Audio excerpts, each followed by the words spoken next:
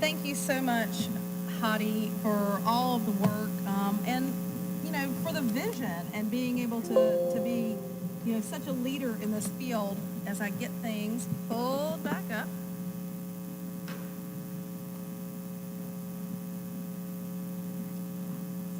Look at that. Okay, we have our first panel, and we are very excited that Hadi agreed to facilitate this.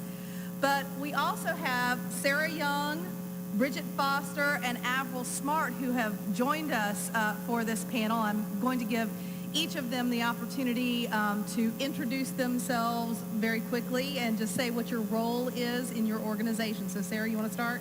Sure. So I'm Sarah Young. I'm the coordinator for digital teaching and learning at the Utah State Board of Education. I'm Bridget Foster. I'm managing director of the Education Technology Industry Network at SIIA, the Software Information Industry Association. Good morning. Good morning. I'm Avril Smart. I'm the Research and Engagement Manager for Future Ready Schools at the Alliance for Excellent Education. Great, and I'll turn it over to Hadi to start with questions. Thank you very much. Sarah, by the way, is also the head of the computer science effort for Utah as well. So I'm a part of a larger team who does it, but I will tell you, for any of you that might be intimidated by computer science, you didn't take it in school, you've never experienced it, it is literally something that I started off leading because I did an hour of code at our State Department. So it's accessible, it's great. If you need an invitation, I'm happy to write one for you. And you did the hour of code among the State Departments? Yep, at the State Department, facilitated by one of our leaders, and all the specialists participated, and that was my first introduction to this. Well, I'll start with Sarah with the first question. So what does it mean for you to personalize learning in the digital age, and can you share some real-world examples of what that looks like?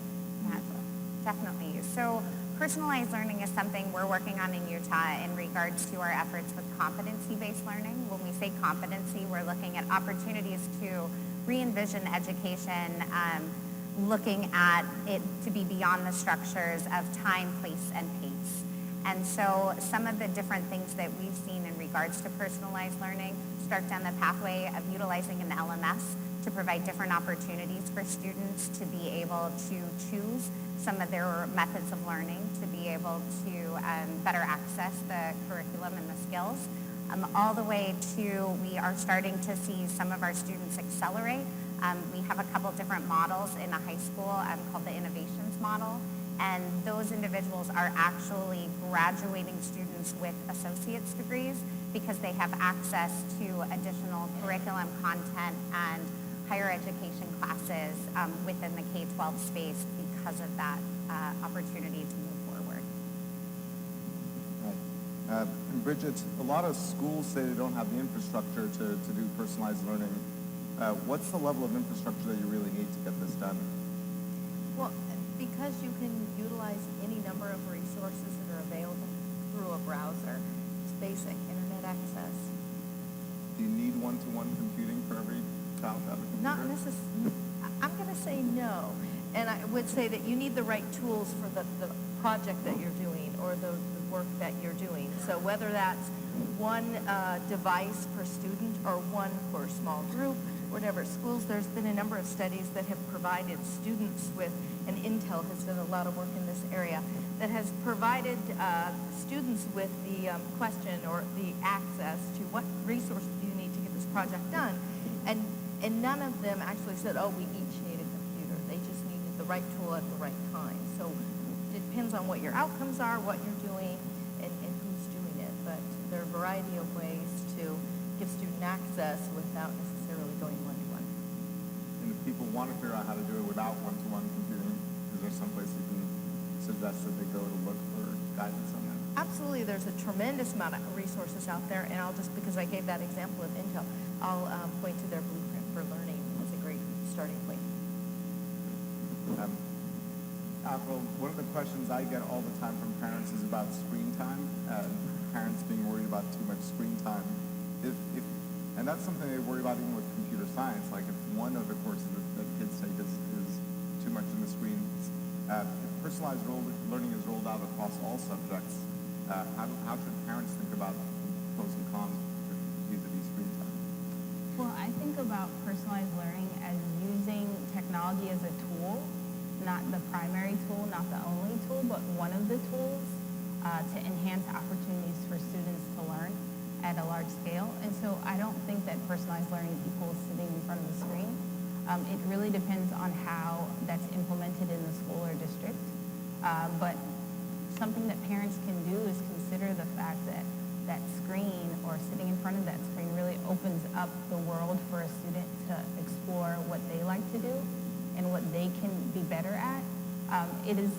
In my work in North Carolina, we did the North Carolina Digital Learning Plan, and that was a big concern of parents, but it was largely because parents didn't fully understand how the school planned to implement digital learning or personalized learning. So I find that engaging parents in the process and educating them about how implementation will take place will alleviate some of that fear. Yeah, part of the problem is with books, there's kind of the assumption if your kid is reading a book that it's okay. Most books, at least. Whereas with the computer, you have no idea what they're doing. It could be anything from coding to math to, the extreme end, or just watching YouTube, which could be good or bad. Or reading a book. Or reading a book. Right. Yeah, it's super hard to figure out whether the kid on the screen is And I doing think, something yeah. appropriate or not appropriate with it. And I think that that's the same kind of fear that resonates with parents. And again, I think it's really because they don't fully understand what kids are being asked to do. And so I've been to a lot of schools and districts where they actually bring the parents in for a day to show them exactly what students are doing on the computer, what applications they're using, what skills they're learning, and then what subjects it's associated with. And that helps them to be a little more comfortable with technology. Parents have a huge fear, just like teachers do, of the unexplored.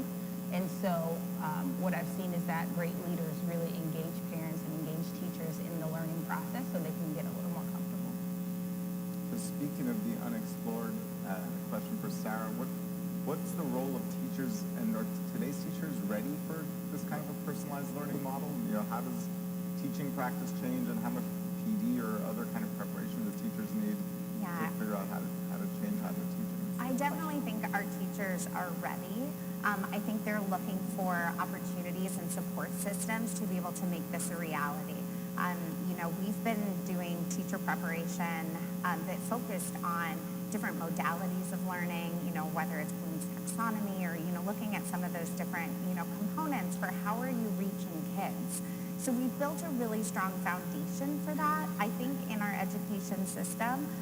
But the challenge is then a teacher enters a classroom and they have 40 or 45 kids, and they're trying to say, okay, I don't really know if I have a mechanism to be able to meet every single individual child's needs, so we're kind of defaulting to this one-size-fits-all treatment. And so I really think it's about helping teachers to utilize that skill set, that best practice that they know, and giving them mechanisms to say, here's how we can leverage technology to be able to help you achieve what you've always wanted to do with kids in a way that's not going to burn you out in 2 years. And how does the role of the teacher even change if the kids are all learning at a slightly different pace? So I think there's a couple of components.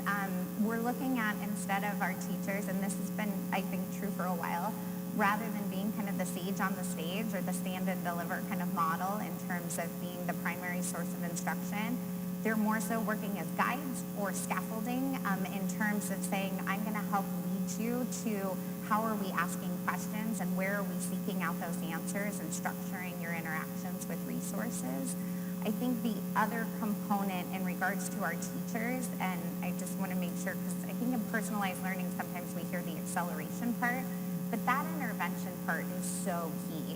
And giving those teachers the opportunity to say, look, I presented you with an opportunity, to learn this in one way. It didn't make sense to you. It's not resonating with you. That skill set is not there. So what can I do to be able to give you more opportunities to be able to learn different than the single instructional path that we presented? And I think that's going to be a big shift for our teachers, being able to give more attention to those interventions in regards to supporting kids. Bridget, this is a question that may be extreme, but if we're going to have kids learn at their own pace, do grades make sense anymore? And by grades, I mean first grade, second grade, third grade. Like the whole concept of the grades has been all these kids are in second grade because they're roughly at the same learning level. But if people are going to go at different paces in the same classroom, do we need to group them by grade or by age anymore?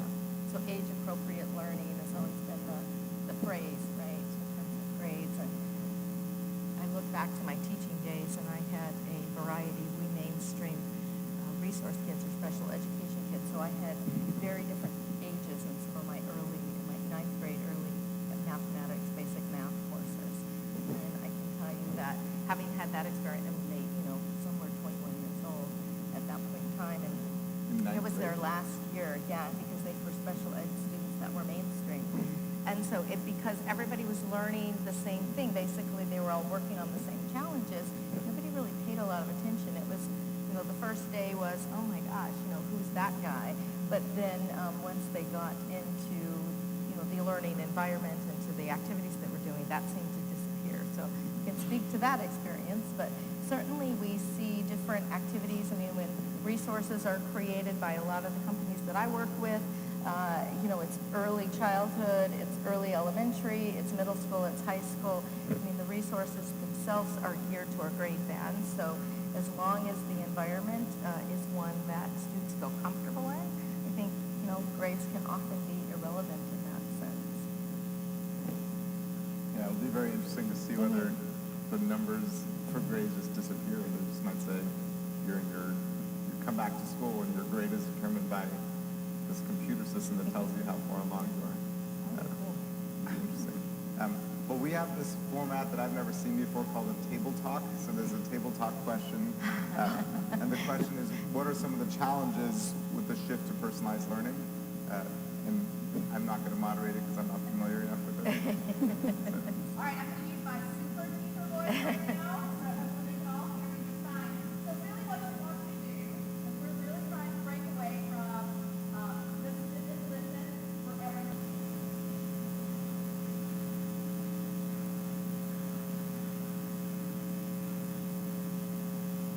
Invite your attention back up here. Thank you. Thank you, thank you.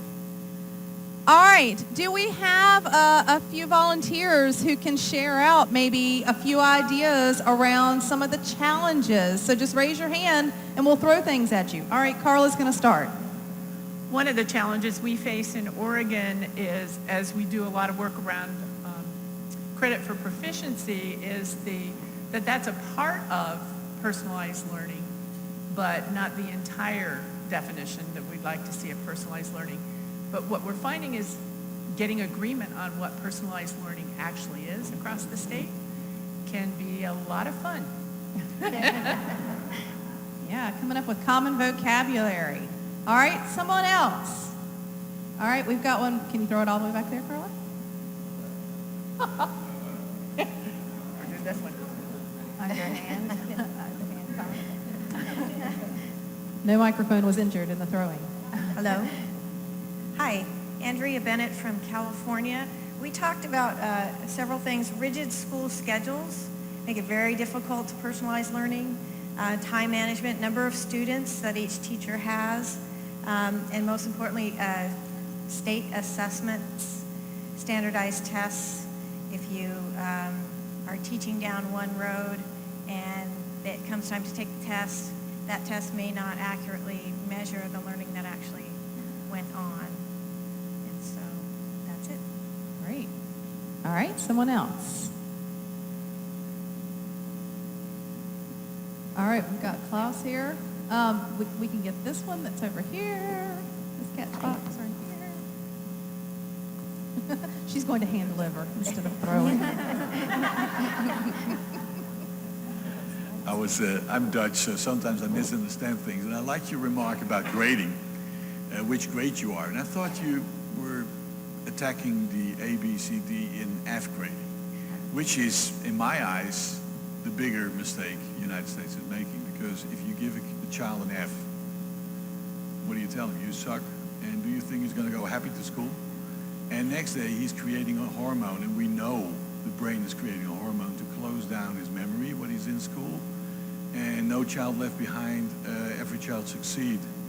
We should have everybody succeed on a different level. So if you're on the coding, you still have an A, but you only achieve the first level. And the level tells more about what you do. And if you don't have enough levels, you probably have less abilities to code. So the ones that are in 6 years old and are in grade 12 tell more about how good you are than the grading. And the whole grading system and the GPA and your future being depending on it, it's a big attack, but I think it's where it finally has to go down, because what you achieved at school and what you really did and what you mastered is telling what you do. And you say, yeah, you mastered it with an A, tells more if you mastered with a B. I'm not sure. I know a lot of kids that master with an A that have mastered it less than the kids with a B. But coming back to coding, I think that's the ideal way to change the world and fill in mastering as a concept instead of grading. So Klaus is hitting on an important concept within personalized learning. We mentioned grade levels, but then that 100-point grading scale also could get disrupted, particularly if you look at personalized learning through the lens of self-pacing or mastery-based or competency-based learning. Then what happens to that 100-point grading scale? What happens to GPA? What happens to class rank? And I think to Hadi's point, and do we care about those things that much, right? What's more important, getting to that mastery level versus, having that class rank and such? All right, I'm going to thank you very much. I'm going to turn it back over to the panel, and they have a few more questions to think about, and then we will open it up to Q&A for everyone. So I have a question for Bridget.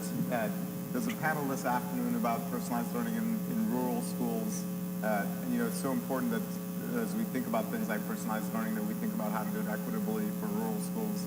And so my question is this: does personalized learning help make things more equitable or less equitable when it comes to rural? Good question. So I come from the state of California, and unbelievably, more than about 51% of our schools are small rural schools, often one school districts. So even though we are the home of Silicon Valley and thought of, as the, inventors of computer kind of thing, most or many of our schools don't have or have difficulties with connectivity. So I think that certainly the issue of access is really important, or is a challenge for them. Personalizing, to me, and with many of the developers that I work with, is there's always a human component of that. So it's the resource itself, it's the product itself, it's the access, it's being able to communicate or have it delivered via technology, but it's also the effort the teacher puts into in terms of pulling all that together. So there are many kind of machine-based learning systems that are adaptive that you can plug a student in front of, and they can figure, the teacher doesn't have to know anything about what the content is. But we've certainly seen the results of that screen time and out, and research has certainly shown that it's not often the best way to do it. Students that are going to excel can excel in any environment, but students that need that extra effort need the input of the teacher. So what we see, or a lot, is that resources are developed. Sorry, I'm just coming back from an international trip and I'm a bit jet lagged here.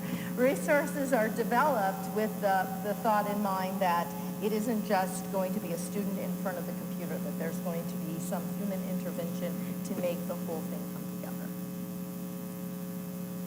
So I have a question for Sarah about the role of government.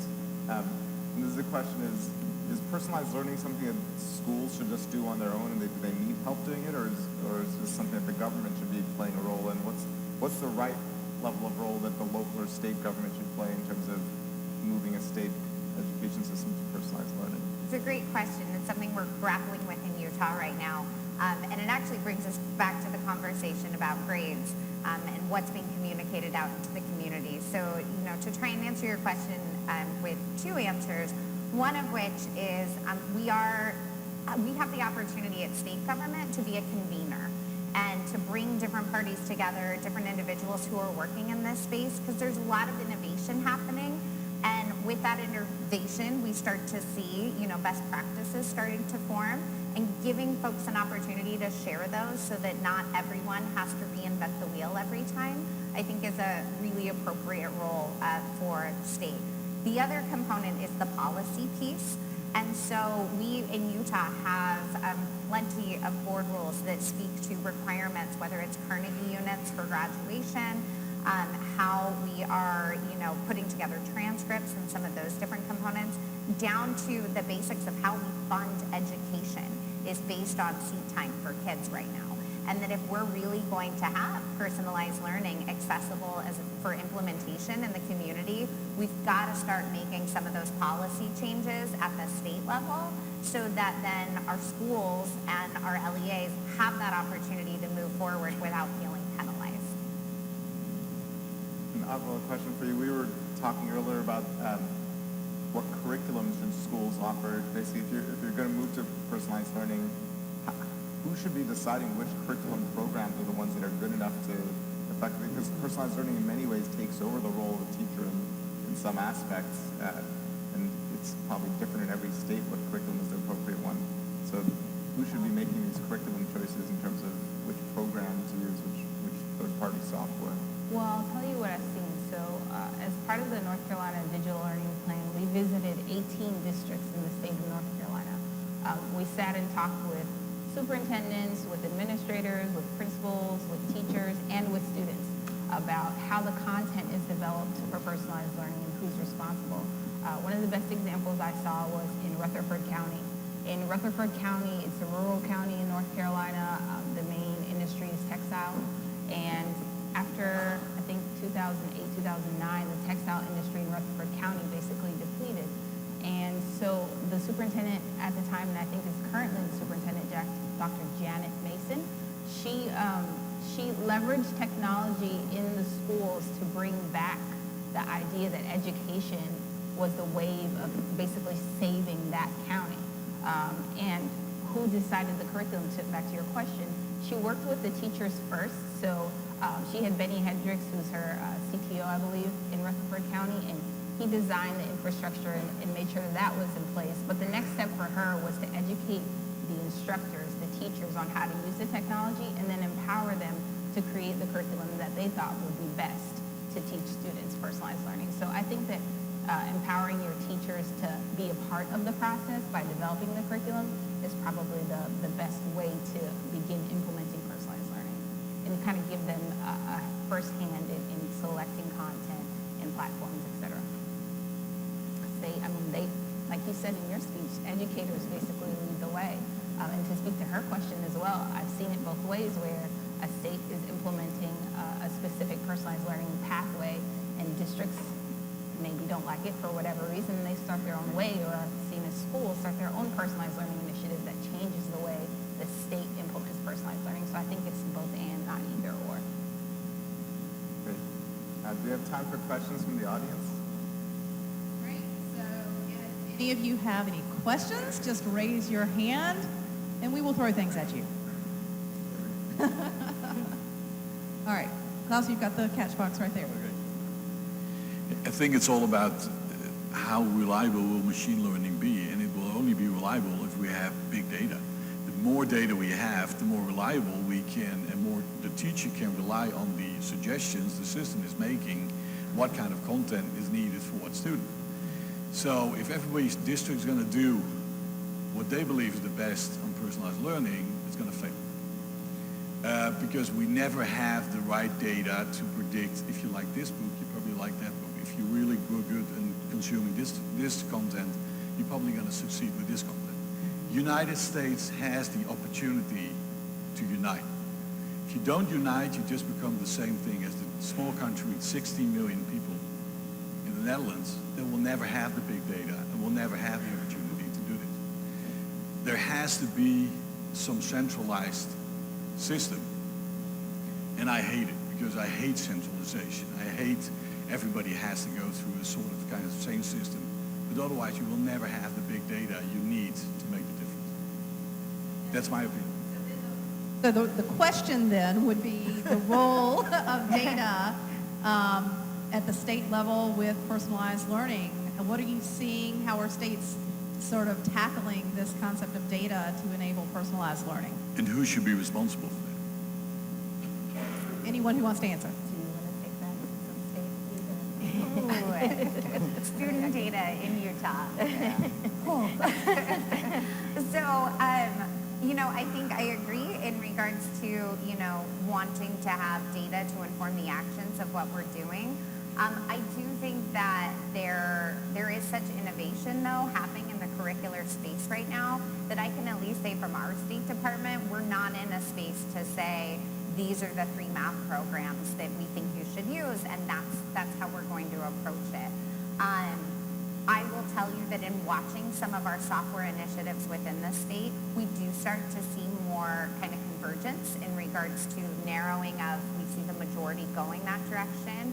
And we're using that data, and we share that data out in terms of evaluation, but we're still allowing the locals to make that decision. So here's the data. You have to see that before we'll allow you to then apply for some of those software components. So we're trying to be thoughtful about the data that we're collecting and doing that in aggregate so that we're, compliant with all the different student data privacy concerns that are happening right now. But definitely still allowing for our locals to make decisions in regards to, thank you for submitting that data. We're going to make this call based on our knowledge of our resources, our skill sets, and our teachers. Avril or Bridget, any ideas on data use? Well, we certainly have enough data at this point in time collected through a variety of different learning management systems, different districts at the state level variety, and the ability to, if we look at kind of what the medical profession does, they share their data across the whole country, right? So doctors can look at how patterns develop and can find consistencies around applying diagnostic treatments. If we could do that, I think that would be amazing, because I think then we would see where there are similarities in outcomes, in prescribed kind of educational programs and outcomes. It's difficult right now because for a variety of reasons, including that it's also siloed at different state levels, and that there's issues with student privacy. So but that doesn't mean we can't look toward that as a goal in terms of, you can strip the private information from the data and then look at how patterns develop over time. And I think that can be very informative. Can you do personalized learning without having data? It's impossible. I mean, it is impossible. I agree with both of you in your comments about the value of having data to inform decision making, but it is very important to give districts and schools choice around what platforms or tools they think works best. In North Carolina, when I left, and I just started working at the Alliance in March, but when I left, North Carolina was grappling with that very issue. Do we prescribe one specific platform, or do we continue to allow districts to select which ones they work best? And I think that's part of the important role of the state, is to be an advocate for districts to select what works best for them, and where possible or where necessary, select a platform that they feel is agnostic and that districts and schools can tap into and get the data they need. But it is impossible to do this without big data, without tracking how students are performing and then identifying which tools are working best.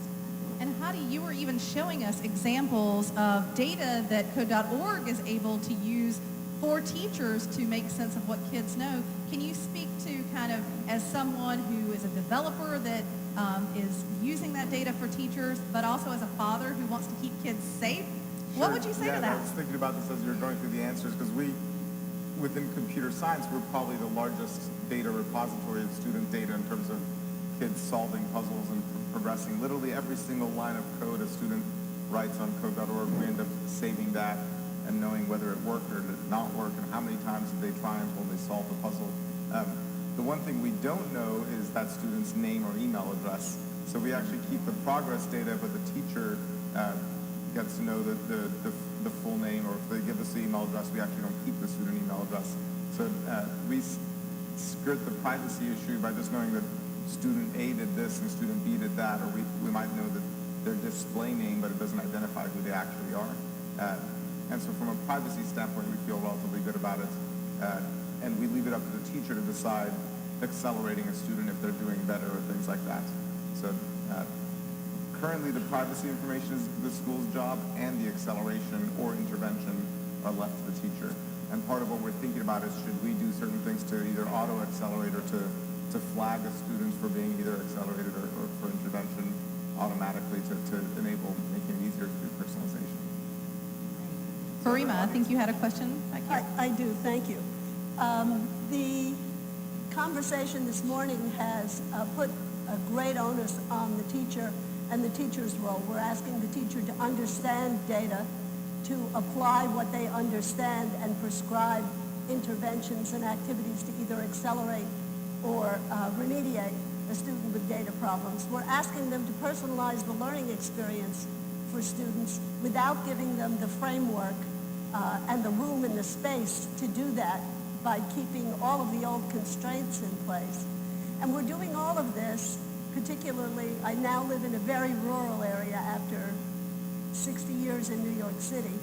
I see the big gap between the urban and the rural communities, not just the schools and how the schools are equipped, but the communities themselves.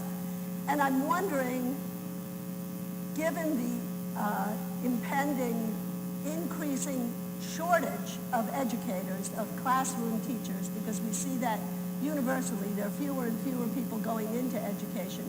How do we help administrators, superintendents, principals, etc., attract more people into education and provide them the support and the framework? Because we then have to support those superintendents and principals in creating that. So given all of the demands we're placing on these educators, how do we shore up the system to encourage more people to come into the field and to greater value the contribution that educators are making?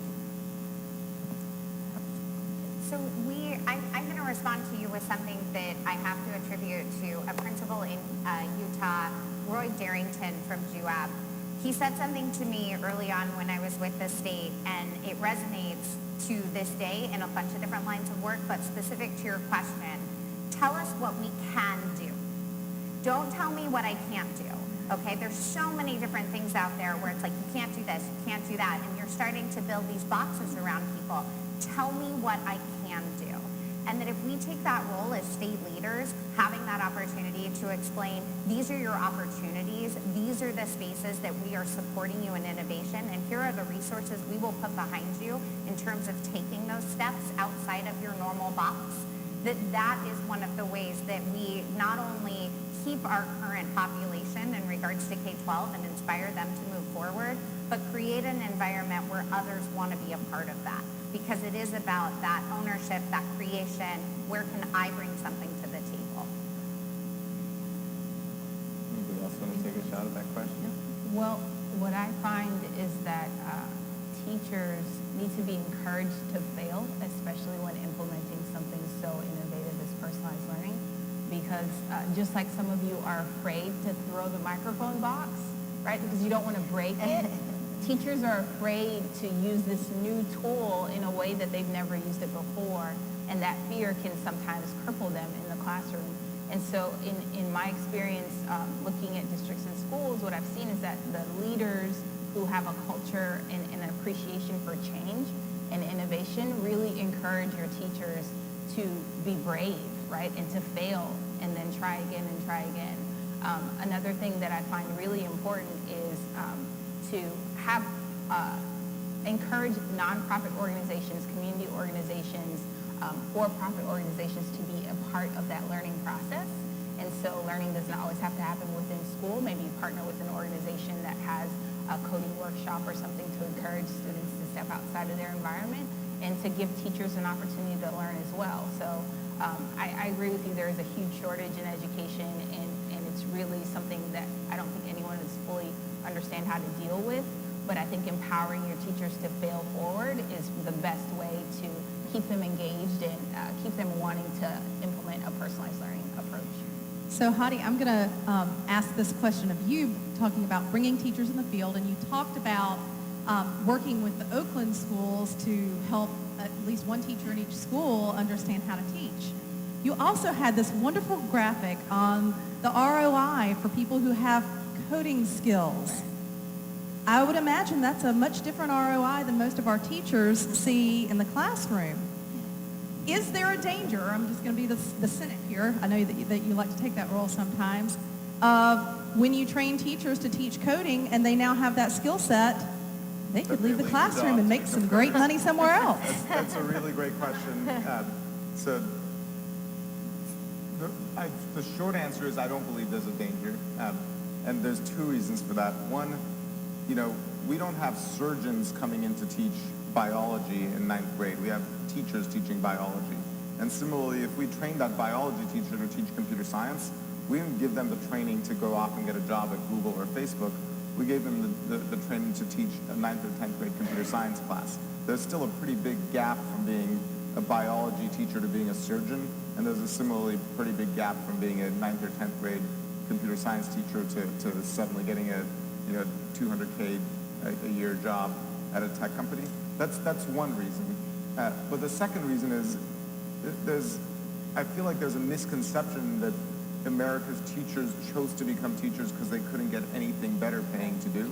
And I think the reality is most of America's teachers went into the profession because they care and because they want to commit themselves to a life that is helping other people.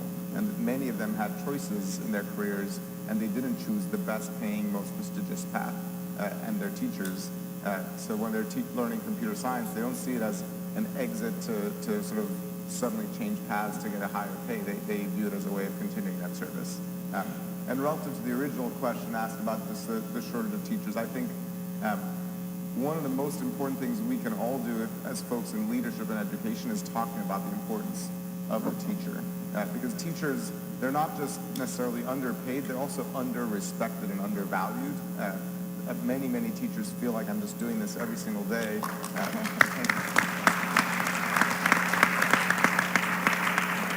The life of a teacher, every parent is complaining about you about a different problem. My kid needs that, my other kid needs this. And so you have these sort of angry people often basically telling you how to do your job, and then the system is telling you how to do your job, and then new state standards are telling you how to do your job. And there's not enough people voicing the importance of your job and telling you you're doing the most important thing in the country. And all of us can help elevate teachers and make that profession a more respected profession, which I believe will cause more teachers to enter the field. All right, other questions? Okay, we've got one up here. Do you feel brave? Do you want to throw? Good job. I think that's the fear more than breaking it. I wanted to continue the conversation when you were saying that how important it is that teachers have the ability to fail and that administrators are empowering them to take risks. My role is that when schools are coming to our company to buy devices, we're trying to help them think of the bigger picture of what kinds of conditions need to be in place in the school in order for that technology to have an impact in the classroom. And time and time again, it's always culture change and professional development. And the pushback we get more times than not is we don't have time or money for that. So the very thing that schools need to move forward are the very things that they're saying they don't have time or money for. So how do we overcome that obstacle of time and money for those such important topics as culture and professional development? I'm not an expert on use of space and time, but I'll say that's a gear in the Future Ready framework. And we have a part of our workshop that we do institutes across the country for principals, district leaders, instructional coaches, tech facilitators, about how to implement student-centered personalized learning. And one of the things we talk about in use of space and time is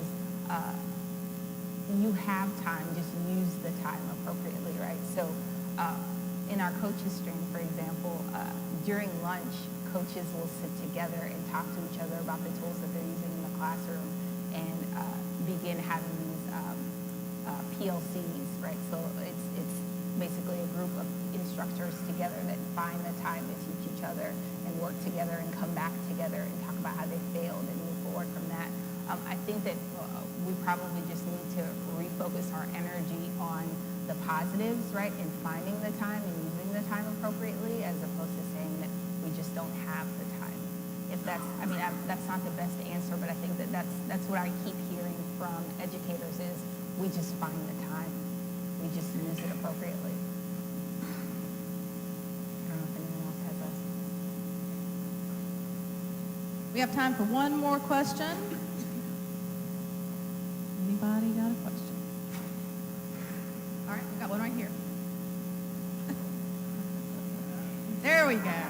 Hi, I had a question about in terms of long-term planning with technology, because so I teach 7th grade science, and our biggest issue in terms of accessibility with technology is not necessarily the buy-in from us. Like, we are ready to do, individualized online platforms and with the kids, but we have a hard time with our hardware and our software. So as a huge middle school, we do not have the technology to do that individualized learning enough in each of our classrooms.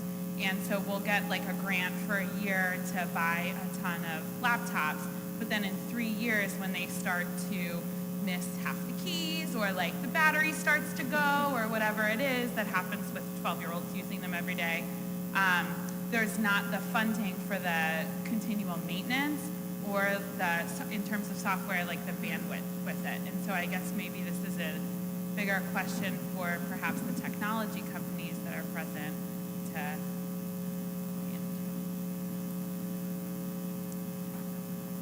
So we have schools that are working towards a sustainability fiscal model. They're leveraging the opportunities with the drops in prices in leasing.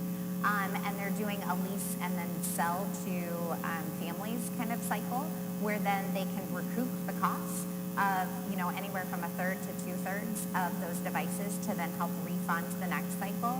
So as those leasing prices have dropped, it also helps them in terms of current technology. Other practices that we see schools being successful with, they assign a specific device to a kid. That kid has to keep that device, which has helped, especially in our middle schools, in terms of if there's 3-letter keys missing, buddy, it's you. Because you're the only one who has that device, in terms of creating more of an accountability and an investment in that resource, and not seeing them using them to try and surf down the hallways, which, yes, we've seen them try that with Chromebooks in the school visit. And so those are two components. The last one, I have to say, is OER. I think the open education resources are putting a lot of pressure on some of the different companies that are out there in regards to developing curricular sets that are more robust and or worth the costs that they're asking for them. And I think that that's another component that we have to keep looking at in terms of when we're making decisions and supporting our districts about making decisions in terms of where they're spending their resources. What is available to you through an OER? How is that meeting your need or not meeting your need in regards to justifying your expenses in some of these other areas? And can I just add, one thing we're seeing a lot, especially with the companies I work with, is that there's a decoupling of the management piece from the content itself that makes it even easier and more robust in terms of putting together what those curriculum sets, those courses, or even individual content like from YouTube or something might look like, from right down to the classroom level. So I think the for-profit world is looking at how all this plays together, because not the same resources aren't used in every classroom in the most effective ways. Being able to make that decision at the district, the school, and the classroom level, the teacher level, and having the capacity to actually incorporate those, especially doing it very quickly on the fly or the night before when you're lesson planning, is becoming more and more of a reality. And then the cost savings across what each piece does can be realized by the district. All right, well, thank you so much to our wonderful panelists and speakers, and thank you, Facilitator, for hosting this wonderful panel.